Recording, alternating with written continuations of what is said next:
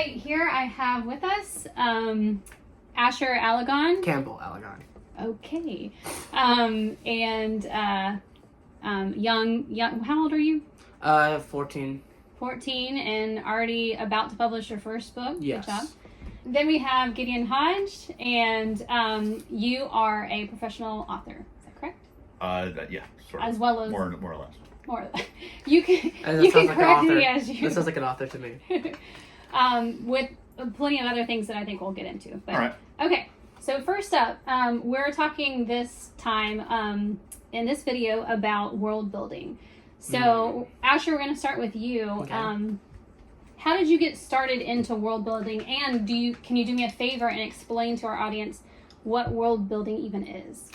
So, world building it's building your world. Literally, you have a story and a setting for the story, and you are creating the setting and showing what is this. Like, this is a Daredevil town next to Hodgepodge Rodeo. Doesn't matter. And basically, you were saying how long you were making your audience visualize what your story takes place in. And how I got started doing that is I had this giant map that it wasn't a map, it was more 5 or 6 pieces of paper taped together, and I just poured rice on it and traced it out, and then I cut it into sections and cut it into more sections, and then I named each of those sections, and the rest is history. And then I just basically described each of those areas, and that's how I really made that. I called it Elias Island. So Okay, yeah. The rice was for randomization? Rice for randomization to try to make a structure, but then if I accidentally make something, then that's part of it. That's interesting. So something that I use to randomize my world building is I will take cloud formations or storm formations on weather radar and just outline that.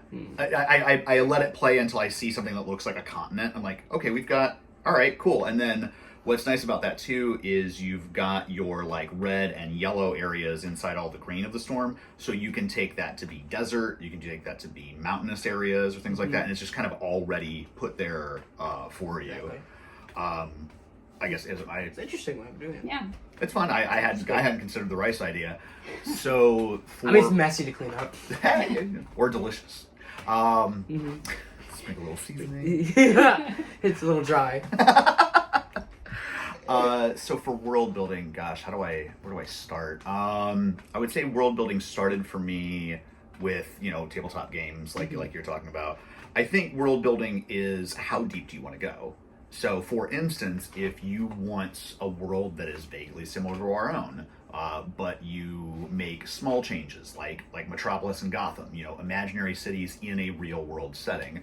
Or, True Blood, where it's our world more or less, but vampires are mainstream now, and they're part of pop culture, they're in the news, they've got, politicians and things like that. So it's how deep do you want to go in the creation of that world, and how do you differentiate it from our world or from other fantasy worlds. So, are you using Tolkien as the backdrop of your fantasy world, or are you using D&D?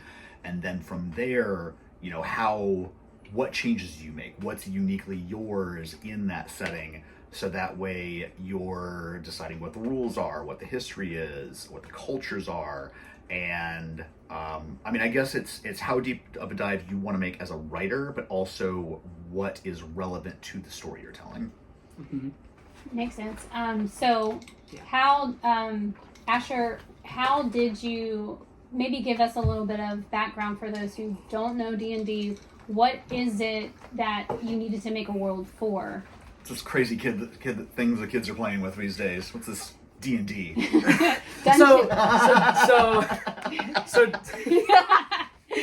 So Dungeons and Dragons is a game where you either play basically yourself or partially a character that is fantasy driven, and you make that character and you role play, sometimes not, and you role play this character in a setting that the dungeon master, which is the person who created the world that you and some of the player or players will be going through.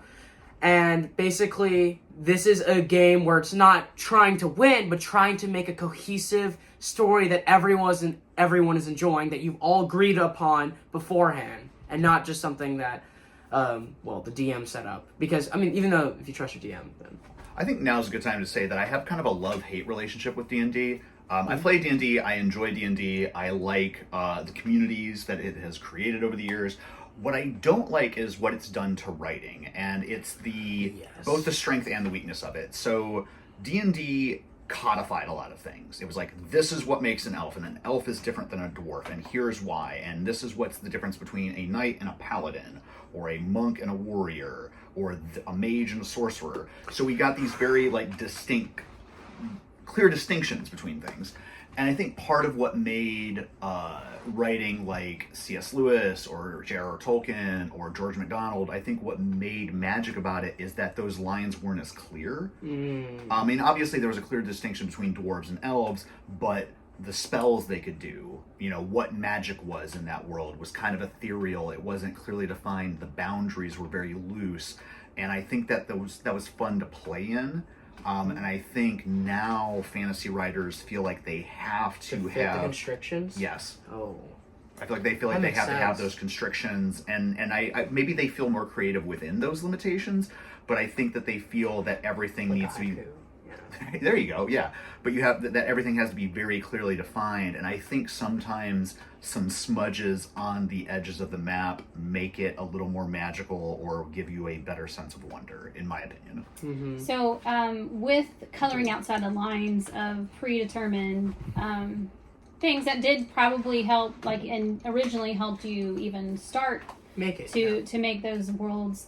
How do you then break that and go about it? You may have experience with it or not. You gotta give it some distinction of your own, something that's new that hasn't been seen, and it can be in different ways, like history or the world or how it's made or how it functions. And because of this distinction, it is now yours. Okay. If you make it a D&D thing, and it's based on D&D, it's now relying on its originality is now lying on the story and not just the whole thing. So let's say, let me give an example. I'm a young writer and I write in a D&D setting, but it's all the D&D stuff, and then you just write the story in that. It's nice. It's a story, but it's not. You have not made something that is your own, and it is more basing off of that. And again, that's completely fine to make a story on that. But I would say personally, I want to make something different. Or change something, add races that no one has known. Again, something that makes it your own, and something that you can say that's yours, and that is a distinction. Whenever someone reads this, or you mention algomancy, I don't know, that's a race, and if someone ever hears that word, it's like, oh, that's Asher's work. Boom. So, some writers may have gotten into either D&D or fan fiction. How do they then start breaking out of that mold? Do you have any suggestions for that? Wait, say it again? I know another young writer that she has developed as a fan fiction writer. Okay. But she actually is trying to break out and to do her own stories, original stories, like you were talking about. So how does she go about doing that? How does she start?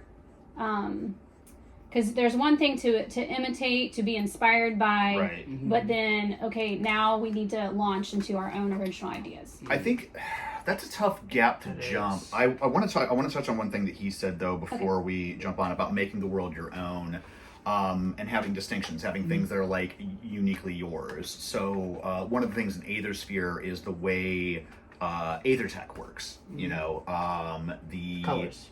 Yeah, the color of the stones, and the way that technology works. Another distinction is the fluidity between the dream world and the waking world, which is not. I mean, I wouldn't say it's completely unique, but it was something that was more distinctly mine than other or not genres, but other stories.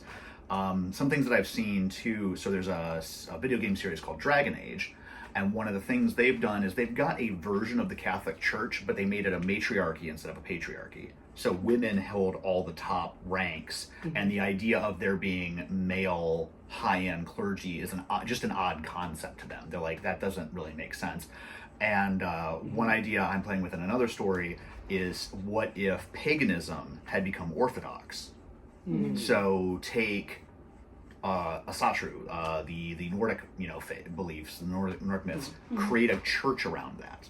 You know, because the thing is, I feel like all the churches in fantasy settings are a derivative of the Catholic Church. True. What if we take another belief system or one that phased out, like all the different branches of paganism, and create an orthodox system on that? That would be something, you know, distinctly yours. So fan fiction, jumping from that to creating your own work. Yeah. I heard a rumor once upon a time that was kind of what happened with 50 Shades of Grey. That it was originally a Twilight fan fiction that just got modified until it was its own thing. Yeah, you could start out with just making a remix and then changing that remix, but then eventually, once you've done that, you'll know how to make your own stuff, I think. There's also a book called Steal Like an Artist. Oh, okay. And his it might be in here somewhere, but his suggestion is basically take 2 or 3 things that you're a big fan of and figure out your own unique way to mash those together. So if you were a fan of Final Fantasy, old ninja movies, and Jurassic Park, all right, so you make a world where there's still dinosaurs. Steal that. And sure, why not? And there's like these warring shinobi clans, but they're trying to find materia balls that they can put together and create their own type of magic to fight against each other. Again, it's just off the top of my head, but that's 3 different things that you're like, I'm kind of borrowing this, I'm kind of borrowing this, I'm kind of borrowing this.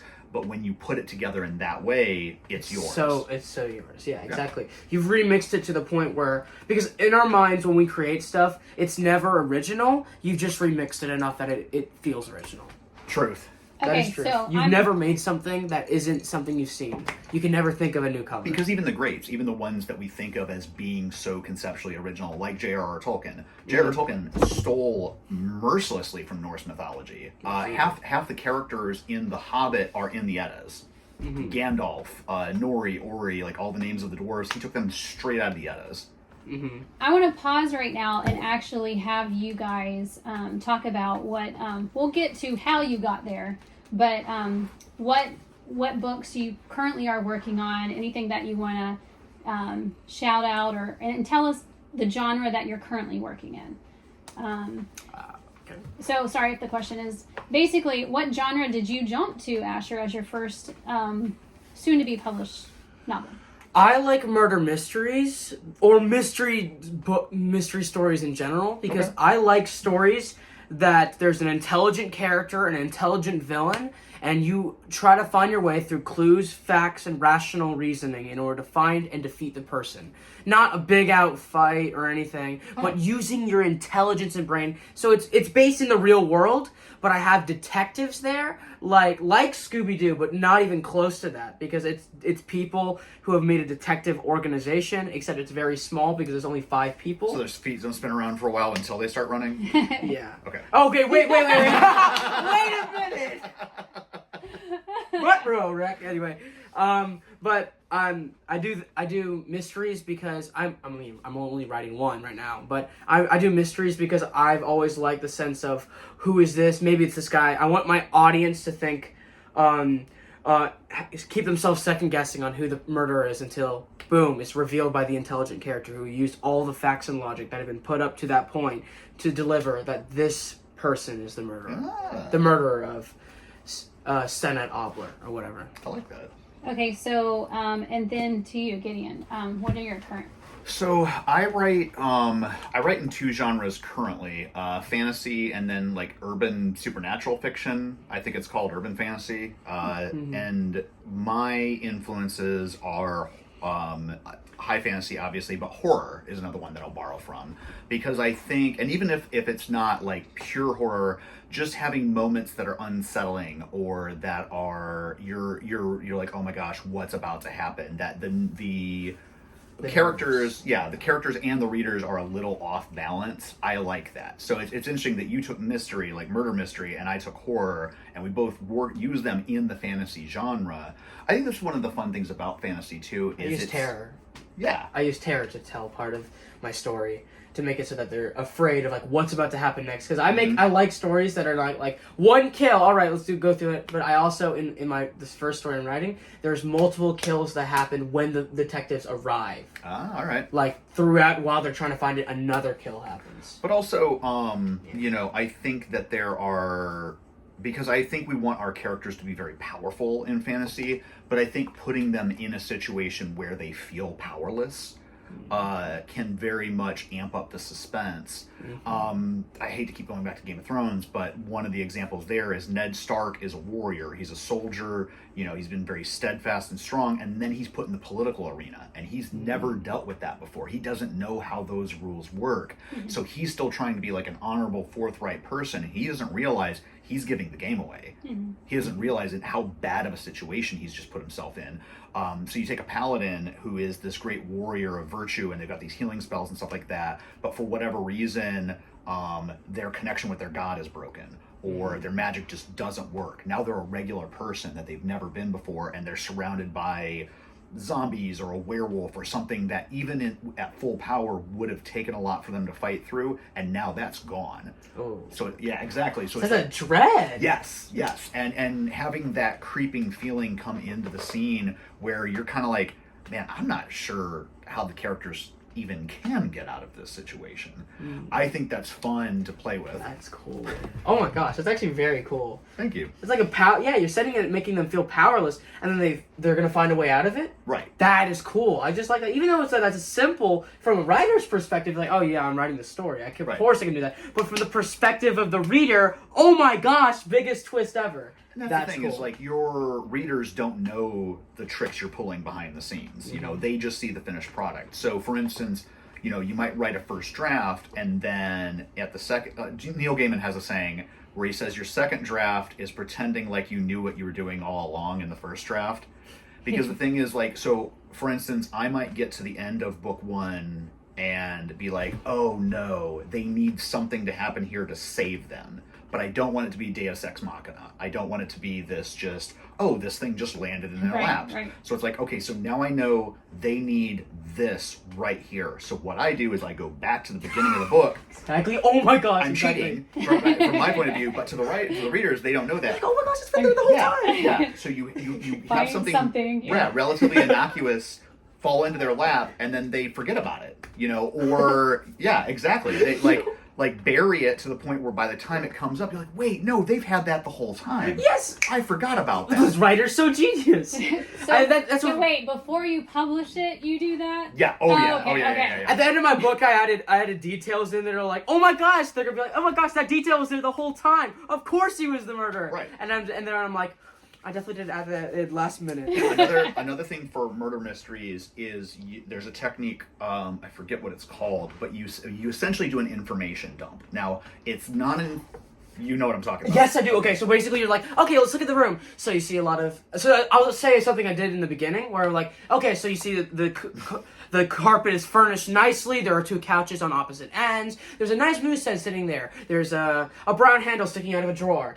And that is actually a gun that's used later. Yes. But that isn't said, and I bury it. And it's like, you can't forget the moosehead. So I make them turn back and don't let them remember it again. Or the brown handle is like in the middle. So it's like, here's the couches, here's the bookshelf, there's a handle sticking out of here. There's also a cat doing something weird over here, and then there's these 3 other things, and moving on. Yeah, and basically you're information dumping, and they're like, oh, I have all this information, I'm just gonna remember a few of this, and they may or may not remember this, and then move on. That is what mystery writers love doing. The information dump, and in that information slot, there is something there that means to help.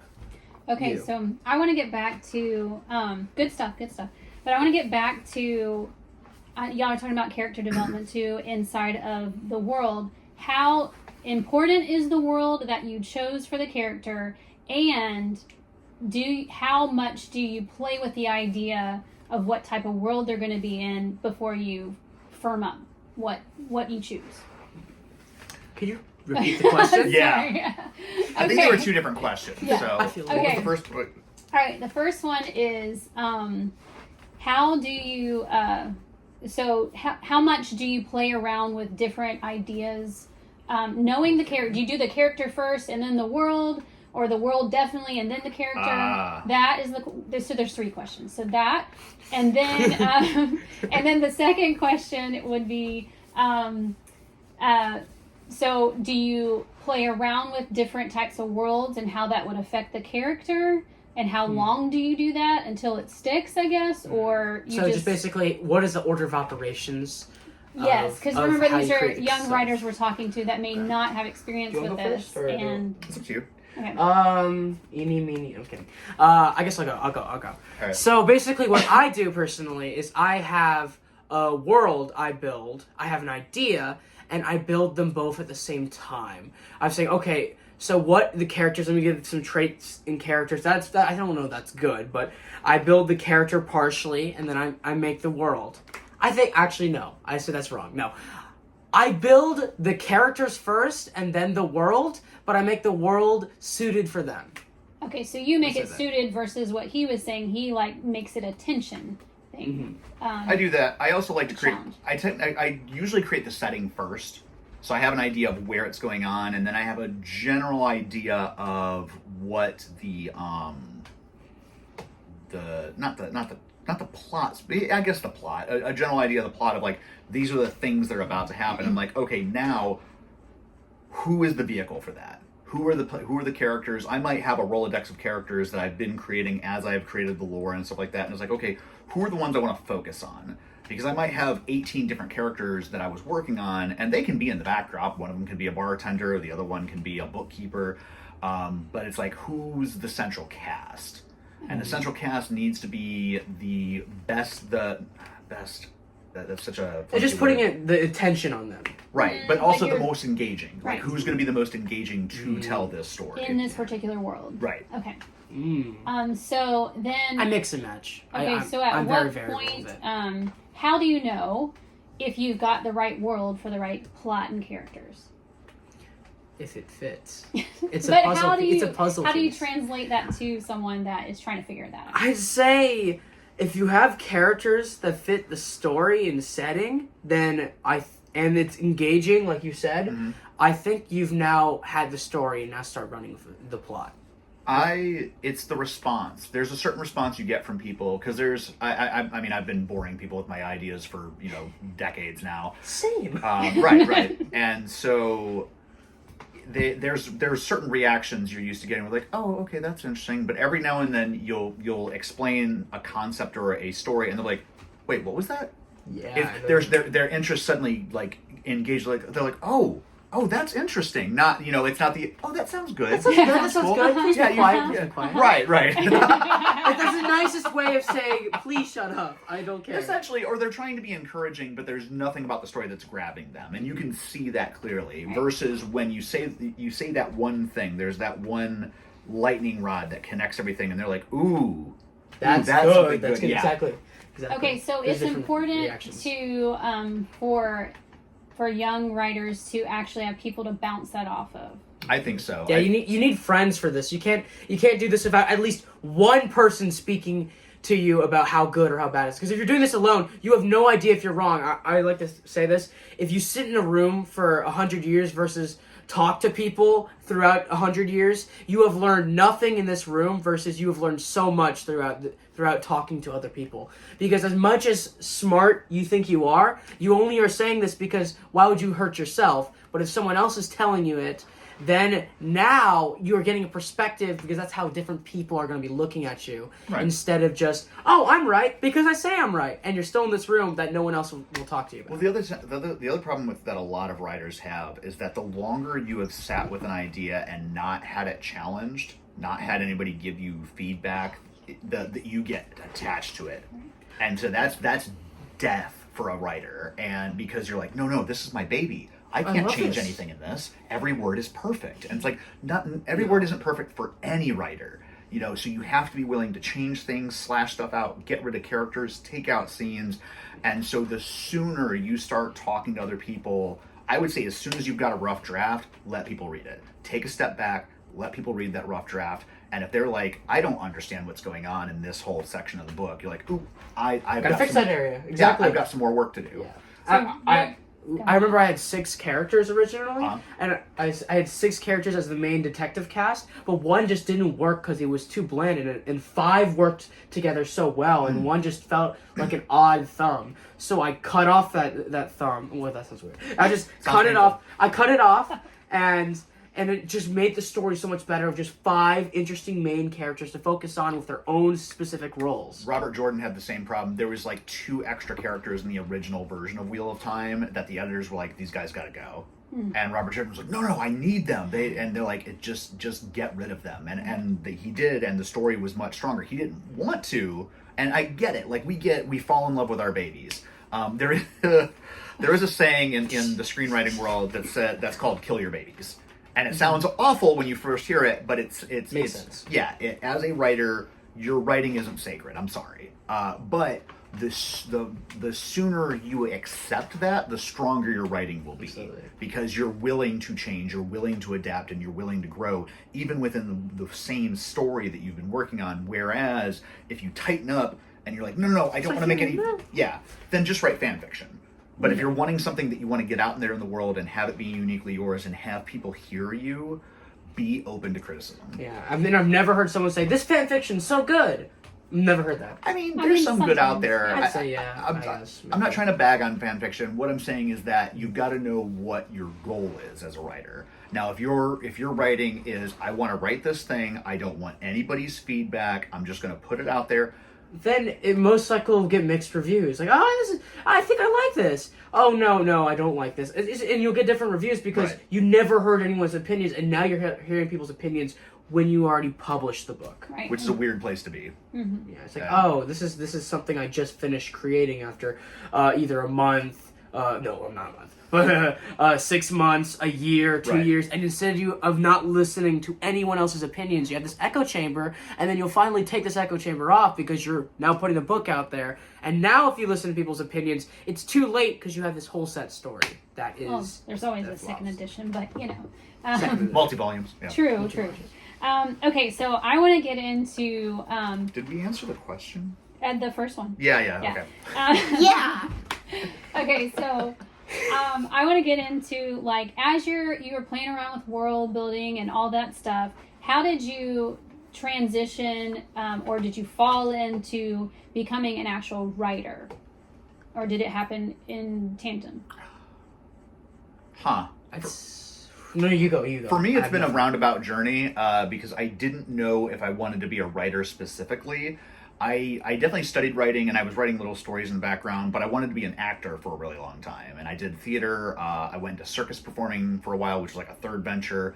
I was a musician for a little bit. So I kind of like did all these different things. And it wasn't until later on in life that I kept coming back to writing that I was like, this is something I'm doing no matter what else is going on. Mm-hmm. So even if I'm not acting, if I'm not getting hired to be a performer, things like that, I'm still writing stories at home. Mm-hmm. And that was when it just sort of like clicked, and I'm like, oh, I'm a writer. Mm-hmm. You know, I didn't like set out early on in life like I'm going to be a writer. You know, it was something I just couldn't get rid of almost. Right.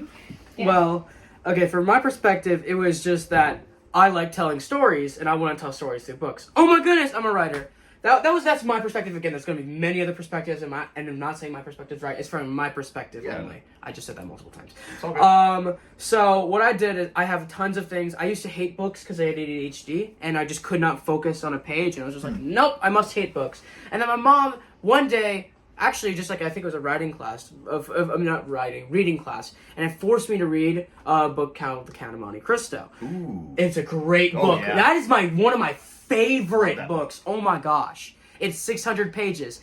It was so good that I was like, I want to tell stories. Where did this go? Yeah. Where did this go? This is like so good. I just finished this book and I'm like, mwah, this is a masterpiece. I put it down and I'm like, I want to tell stories. And then I'm like, hold on, I have an idea.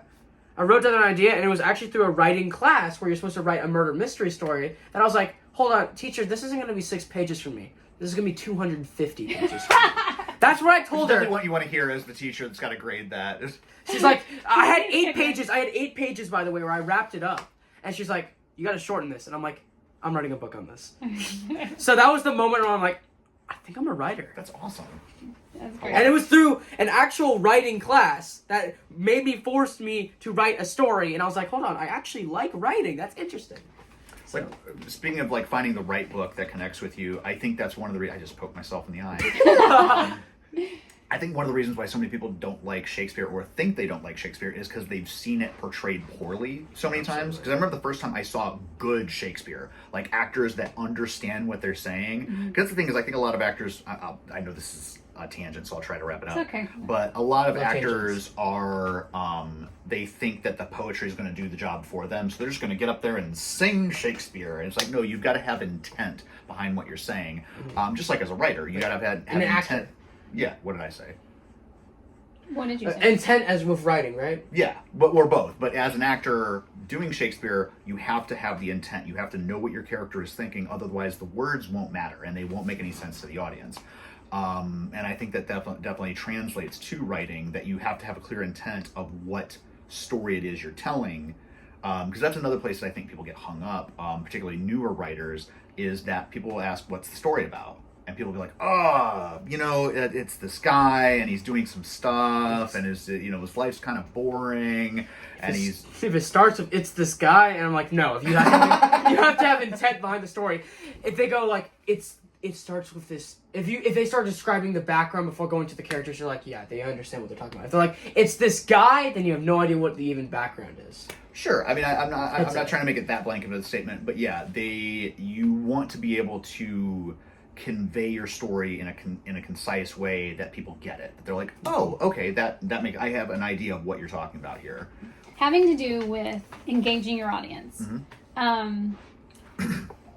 much, and there are some books, of course, like Tolkien, that give a way greater description on what's around and what's green and what's all that stuff. That an audience can almost get lost in that. Exactly. How much is too much of them, describing the world versus, okay, I need to know where this character is in reference to anything. So what do you do as far as, how do you balance the two? I was about to say you balance it. No, the moment it's like I'd say, okay, you can describe the background and setting, but also give breaks have the character to do something, even if it's just like to, Kendrick. I have no idea where I got that from. Oh no, that's a rapper. That's a rapper. It doesn't matter. I'm just gonna think of someone else. Kendrick's in the story now. Kendrick, sure, why not? An improv. No, I'm kidding. Kendrick, this character, is like, okay, he's eating soup at the town as he looks at the glistening waves, and then you can continue from there. If you really want to describe the background and setting and theme, I would try to do that in a chapter before moving on to the next thing. And for me, I don't have, for the 2 books I'm writing and one I'm about to publish, the one, I only needed to describe something, but it took me, for the second book, an entire chapter to describe the whole setting for what the entire book is going to take place in. And for the other one, it was periodically describe, when it's relevant, what the background is like, but briefly. In brief, it's also so hard, because in a way, briefly, but also, like, make it so that they understand and not, you have a white wall. This white wall has a clock on it. That's cool. Anyway, so they're now in this room. No. You have to give detail to the wall. This wall has a clock, but the clock is segmented in a way where it lines up perfectly with the door. And you have to make it so that they can be visualized that they're in the room without being lost and cluttered with all of these descriptions and have no idea where they are. So there's a term that gets thrown around a lot in the writing community and they call it pacing.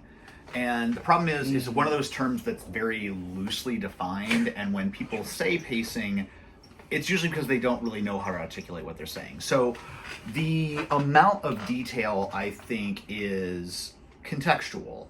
So if the character is running for their life while somebody's shooting at them, you're not necessarily giving us a big breakdown of the mural that was drawn on the wall as they're running by it. It's blurry. Right, yeah, it just zipped past. But if you are They'll slow it down, right? If you start describing bullet time. And by the way, the book is like, the book looks so nice, it's red and velvety. Anyway, you keep running. But like you were saying earlier, when you're writing a murder mystery, or if I'm writing horror, you're going to give contextual description to build the suspense.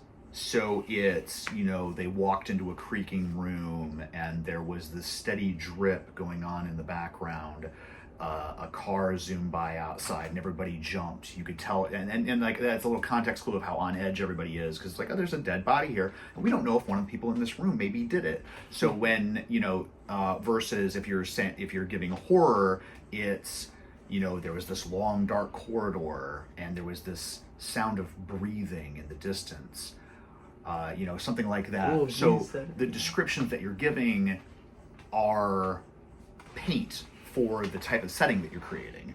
And for Tolkien, yes, his descriptions are good for a fantasy story if you want to get lost in the world, but maybe not as great for like an action thriller or an adventure story, right, where it's like, okay, there's this, and now it's on to the action. Maybe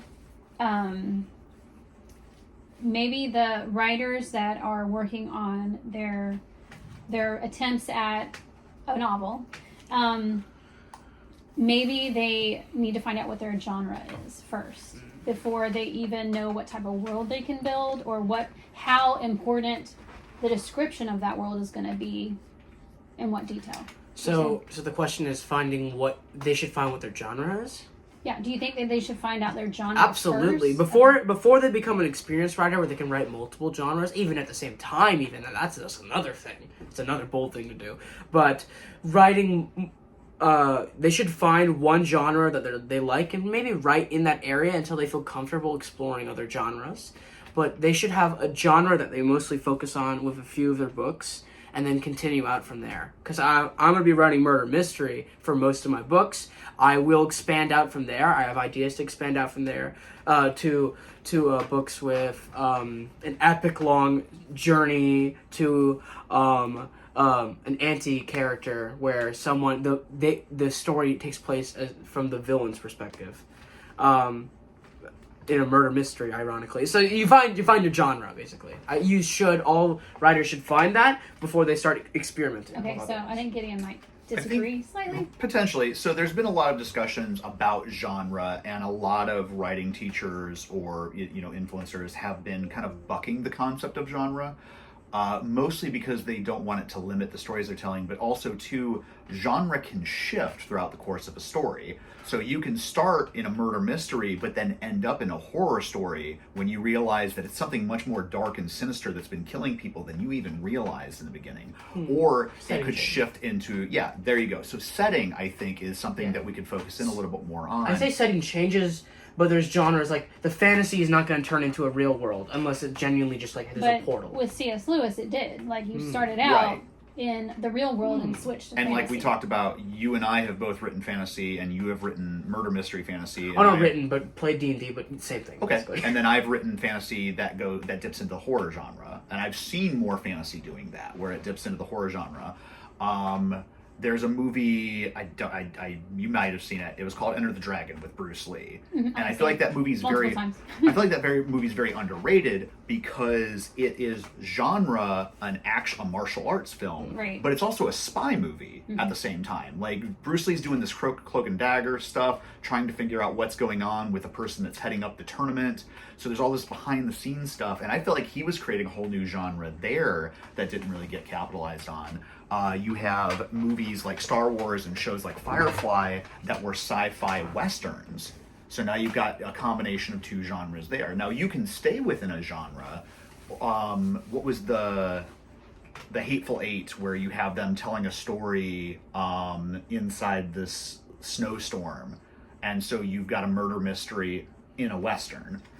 And so I think genre can help you know what direction you're going during the story. I think that's what genre is good for. Setting is more the tone. It's like, okay, this is the type of story we're going to be telling. So, for instance, if somebody gets hit by a car and then gets up and laughs it off, you're like, okay, this is going to be kind of silly. Whereas if everybody's talking and then somebody's head gets blown off, you're like, oh, okay, this is a very different type of story. Yeah, because that wouldn't clash together. That would not happen in the same sentence, or even in the same few chapters apart. If someone, gets hit by a car and they laugh it off, and then someone else's head gets blown off and they're permanently gone from the story, So I feel like there's a way of saying you need to have a direction, but the setting can change. Yeah, and I think genre can give you that direction. I think setting kind of gives you the path to get there. So for like setting, for instance, if you're going to tell a horror story, things are going to be a little bleak, a little dark, very old, you know, there's going to be something intimidating about the place that the characters are in. The setting, some people refer to setting as an extra character, where the setting, it interacts with the people and it gives such tone and texture to it. And there's some really good examples of this, none of which are coming to mind right now. Oh gosh, go ahead. So would you describe world building as sort of setting, like focusing on setting and working through that, but on a larger scale perhaps? Depends on the story you're telling. So if it is a more modern story, then I'm going to focus on setting. If I'm telling it in Earth, 21st century, setting's probably going to be a lot of my focus. If it's world building in a fantasy world, that's a whole different ball of wax, because now I'm deciding what the history of this world is, the mythology, the lore, how that has affected people's perceptions of things. So again, world building is kind of how much of a deep dive do you want to take into the world you're creating. And did you want to? I'd say books are supposed to take you to a place that you've never been, whether in our world or in a different world or in a different setting, but it's supposed to portray this entire story that you are now supposed to experience through the lens of you are a 21st century person, a 21st century person that is experiencing something, because you don't expect them to know everything about your fantasy world immediately, because you are telling it through the guise as you are someone from this world. That's kind of weird to say, but as someone from this world, you need to explain to them, gleek is actually, it's not a word in our language, but in their language, it's used all the time to explain why something, ironically, is bleak. I see. Yeah. Well, and that touches into something else. There's a lot of cultural mores that seep into our writing that we're not even necessarily aware of, because to us, it's just, this is how the world is. Right. It's why, like, if you read older stories, they come across as mildly racist, as extremely misogynist, as, kind of patriarchal. Well, that was the world those writers lived in. And so there were certain assumptions that were made, because they're like, well, my readers are going to understand these things. They might not even be aware of them. Right. But there's also context. Yeah, there's also context you can play with when you're writing, knowing what your audience is used to. So, for instance, the first Batman movie, the first one with Michael Keaton, the Heath Ledger, or no? No, way back. Yeah. So, in the sorry. beginning of it, you see a family, a father, a wife, a husband and wife, and their child walk into a back alley. And if you're familiar with the comics, if you know the story of Batman, you're like, oh, that has to be the Bruce Wayne, that has to be the Wayne family. We're about to see the shooting. Right. And then Batman shows up and comes to the rescue, and you're like, oh, that's not the Waynes. and that was the first big budget Batman film, and already they were playing with the audience's expectations. Right. That's funny. That's extremely funny. Because when you first see it, you're like, oh, that has to be the Waynes. They're about to get shot. Yeah, and then Batman shows up to the rescue, and you're like, wait a minute, that doesn't make sense. And then so you're kind of subverting your expectations right there. So there might be certain tropes that your audience is used to, and then you can get out of those tropes, twist them on their head, and to get out of there, and boom, you've now made something that's memorable. Yeah.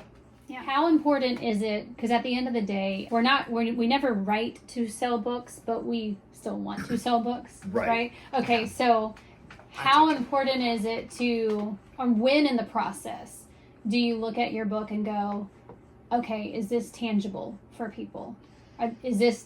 Will they put it in the right genre on the shelf? You know what I'm saying? Oh, yeah, because from the writer's perspective, you have seen all the intricacies of this. To them, it's just another book. Right. Why should I read this? And where is it going to be put, right?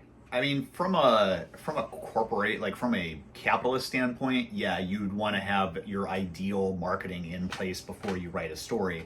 But I just don't know that the creative process works like that. Right. Or if you're somebody that can do that, great, good for you. I don't think I've ever been able to do that. I think I at least for me, I write the story and then I'm like, okay, who's going to want to read this? Right. You know, and you try to find your people and you start, and that's where genre is helpful. You got to find your audience, right? Right. Because the librarian needs to know where to put it on the bookshelf or Barnes and Noble. And genre is also going to help you market it. Right. I'm not going to put my murder mystery in the kids section, but I'm also not going to put it in the representation section. Right. No, I'm going to put it in the mystery section. Yeah. Okay. And that's where genre is helpful, I think, Right, is in from a marketing standpoint. Yeah. Even if it's the book is loosely based on it, it's still would, the people who are wanting to read a mystery should be able to grasp onto it. Right. So it's sort of like Firefly and Star Wars, which I mentioned earlier, even though they're sci-fi westerns, they're sci-fi. Like genre, it goes in the sci-fi section. Okay, so has there been any books that you know of that broke the mold so much it created its own genre? I think I gotta ask him that. I'm a little too young for this. I know you're too young, but that's why I didn't pose the question. So two pop into my head very quickly. One is the Discworld series by Terry Pratchett. So Terry Pratchett wrote fantasy comedy. And he's one of the few to do that. Gotcha. Oh my gosh. But the entire Discworld, which is like 20 books, it's all fantasy comedy. It's the characters are bumbling, everything's ridiculous, but it is a fantasy world with wizards and dragons and stuff like that. You'd love it, yeah. I think that's a book I'll enjoy. Yeah, right. And so, yeah, Discworld, great book series. But again, it was very uniquely Terry Pratchett, and he was the first one to really do that, at least as far as I'm aware. There's another book I really enjoy called House of Leaves. House of Leaves is I guess it's horror genre, but it's written like a documentary, if that makes sense. And so, yeah. That's actually interesting as well. Right. And so it's this crossroads of different genres, but the way it is written, and that's the thing I like about House of Leaves, is it plays with the artifice of a book. So there's certain pages where everything's written in these columns on the outside, but there's this box in the middle that has this set of text, and then the set of text in the box is related to the other box in previous pages. And so, yeah. Oh my gosh, that sounds so cool. And then there's certain ones where the writing is tilted, or there's one word per page at a certain point, because it's very much pacing your movement through that part of the story. And I've never seen anybody else play with the artifice of a paper book. Wow, that's cool. Like wow. That. Yeah. That's insane. Yeah, so I those feel are like two game changers. I was about to say that I feel like there's some genres that don't mix, but I was like, hold on, I feel like a lot of genres can mix if you write them correctly. Like horror comedy. That's literally what I was about to say. I'm dead serious. I was like, I was going to say horror and comedy. I was like, wait, how does that work? But no, that can work. Like, there can be parts of it horror and parts of it comedy. Like, ha ha ha, he's dead, and also ha ha ha, he's dead. Right. And like, Have you seen Shaun of the Dead? No, I'm sorry. Okay. Well, it was a movie that did exactly that. It was early 2000s, I want to say, where it was a horror comedy. And again, it's two genres you wouldn't normally think to put together, but it was really well done. If you get a chance, check out Shaun of the Dead. I'd absolutely But that. I mean, that's the thing, is you could take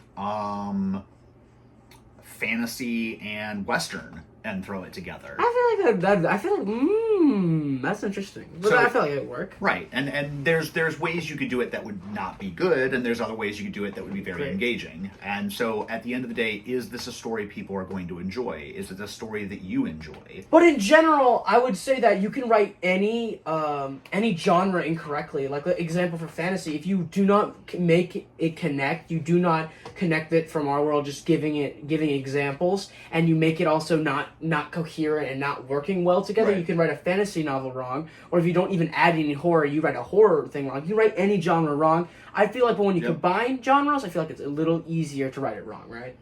I think it's I mean, there's definitely a lot of pitfalls you can fall into. So at the end of the day, I think that's where setting helps, setting and tone. So you might be combining two genres, but are you going for a more serious tone, a darker tone, a lighter tone, happier tone? So for Shaun of the Dead, it was a horror comedy, but I think it was more comedy than horror. Whereas I think you can make a horror comedy and make a decision where it's a darker story, but there's different jokes and stuff throughout there, but then things get very real and very serious at other points in the story. So, setting and tone will help you inform those decisions, and you might shift in tone throughout the course of the story. So when it comes to world building pitfalls, what are some of the things that they just need the young writers need to watch out for?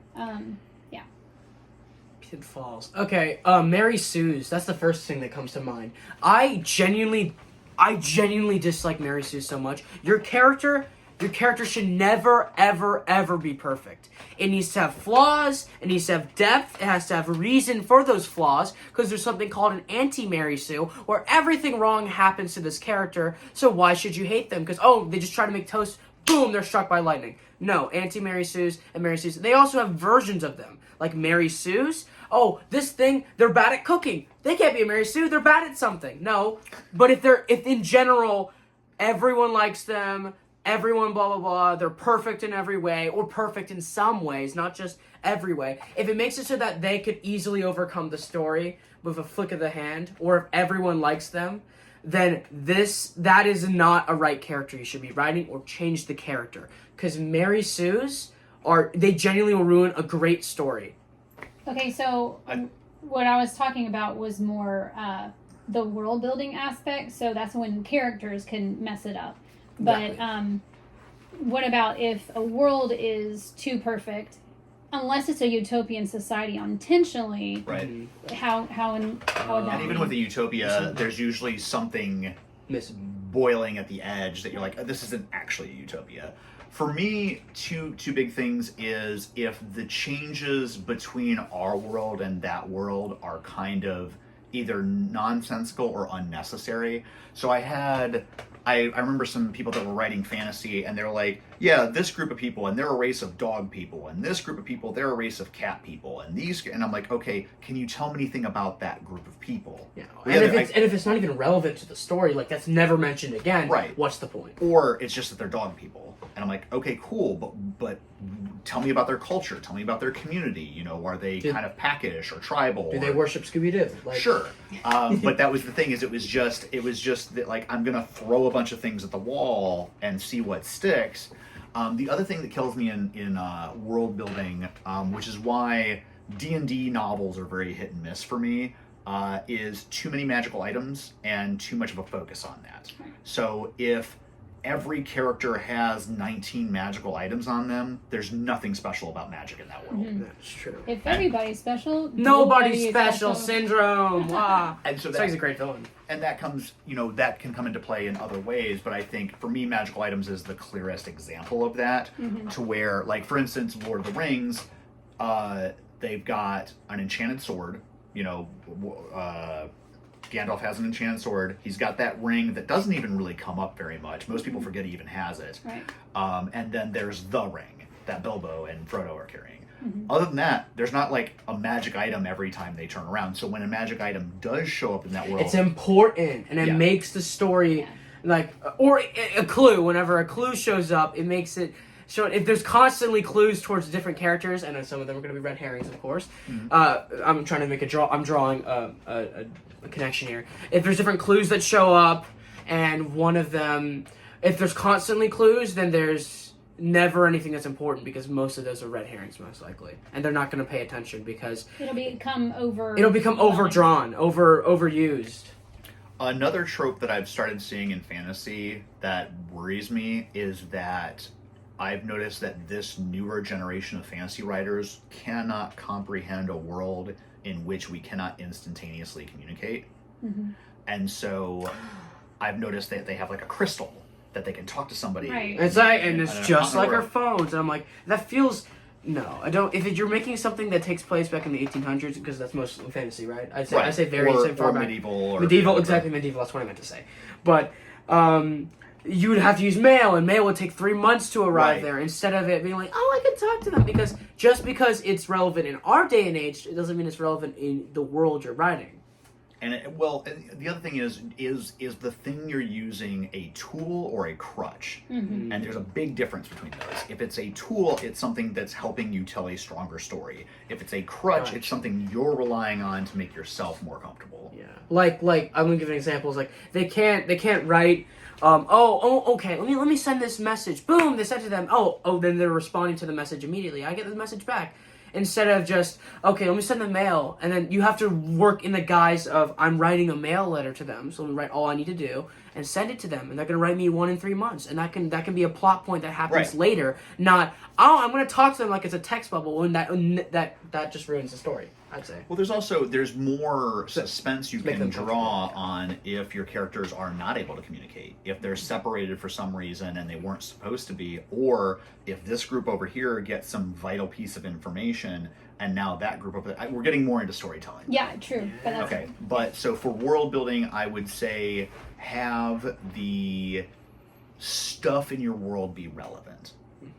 So if you're just throwing a bunch of things at the audience to make your world different, but none of those things matter, exactly. You know, and you as the author have to make it matter. You know, you have to thematically put it into the story somehow.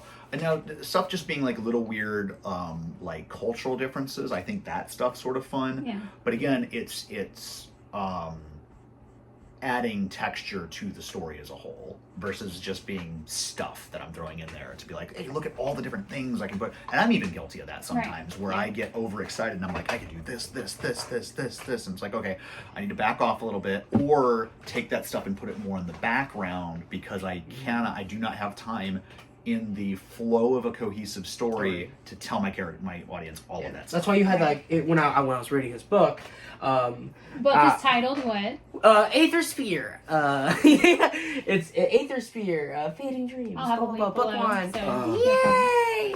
I've never heard it said that way. That's funny. How is it actually pronounced? No, it is pronounced that way. It was the intonation anyway. And you wanted to give them all that background, but it would have ruined the story because they would have broken it and been like, okay, guys, now let's talk about a monologue. Anyway, back to the story. No, but you had in the back, and I think either in the front and in the back of the book, talking about all the things that if you're interested about the lore of the story without ruining the story I can tell you here in these little guided segments, and that was really cool.